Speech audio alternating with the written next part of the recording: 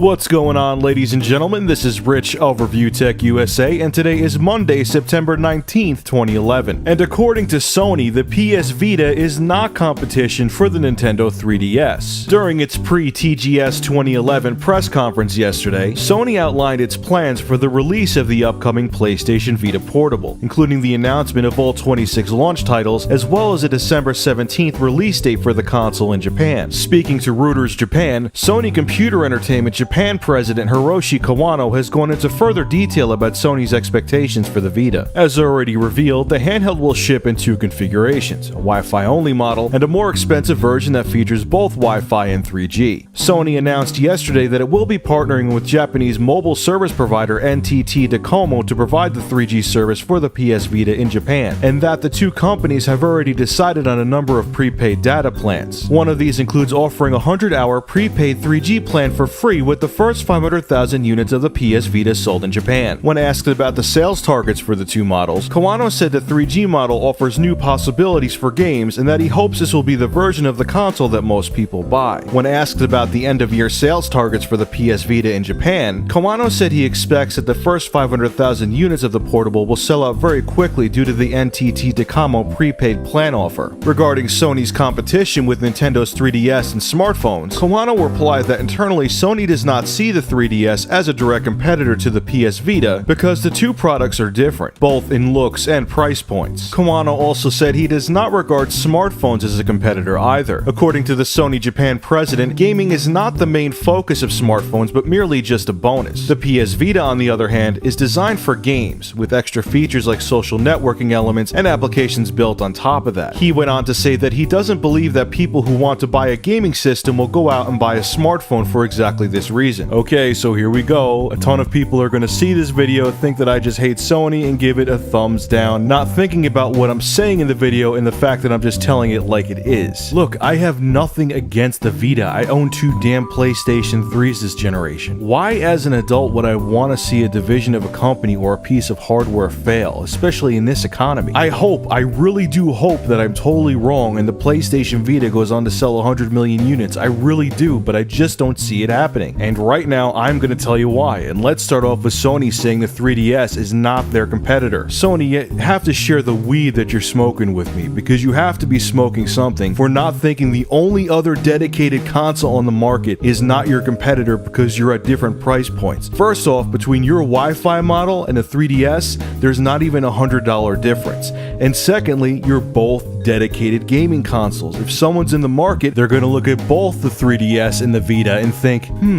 what games do I like and what system would fit my needs? If you really think that the 3DS is not your competitor, you are living in a dream world and smoking some amazing pot, and I want some of it. Send it to my mailing address, please. And again, here we go back to the whole smartphone thing. Sony is saying that the PS Vita is a totally different animal than a smartphone. And if it was 2005/2006, I would have totally agreed with them. But the technology in smartphones now will be, and it almost already is, equal to what's in the PS Vita, and it already surpasses the 3DS. Now, the argument that I hear from the Sony and Nintendo defense forces is that people buy portable gaming consoles for true gaming. When people bought a DS back in the day, they bought it for a real gaming experience.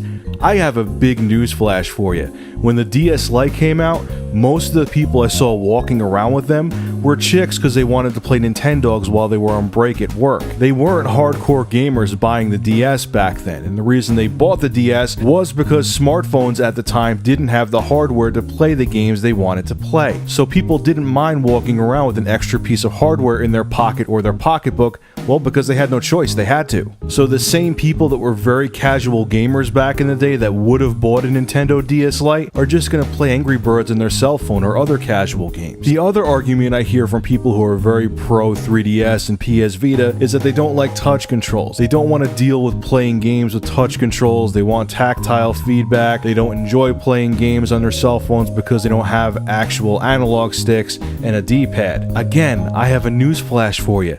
Do you think the Sony Xperia Play cell phone is the last phone that's going to have dedicated gaming controls on it? Do you not think that HTC is going to come out with their own phone with dedicated gaming controls? Come on, people, it's right around the corner. It's already here. It's going to happen. And if you have a powerful cell phone with a very good graphics chip and a multi-core CPU, it'll be just as capable of playing a game like Uncharted Golden Abyss that the PS Vita would be. And if you disagree with that, you're living in a dream world. Because at the end of the day, whether it's a home console, your PC, or a smartphone, they're computers, and if they're capable of playing a game, it doesn't matter what logo is on that piece of hardware. It'll play it just fine. You may just have to pause Uncharted to take a phone call in between the game.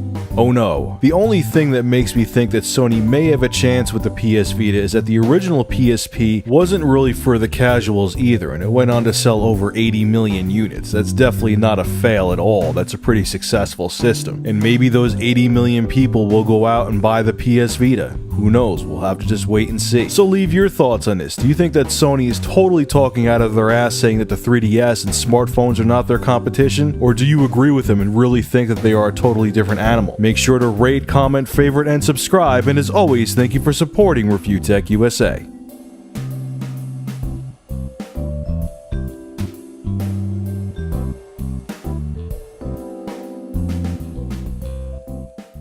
Rich, all you do is talk shit about the PS Vita. What is wrong with you? Shut up. Sony's just trying to make a successful portable product. Leave them alone! Shut up. You're such a bullying fat bald bastard. I'm gonna take my PS Vita and shove it up your ass. Only if it's a 3G model.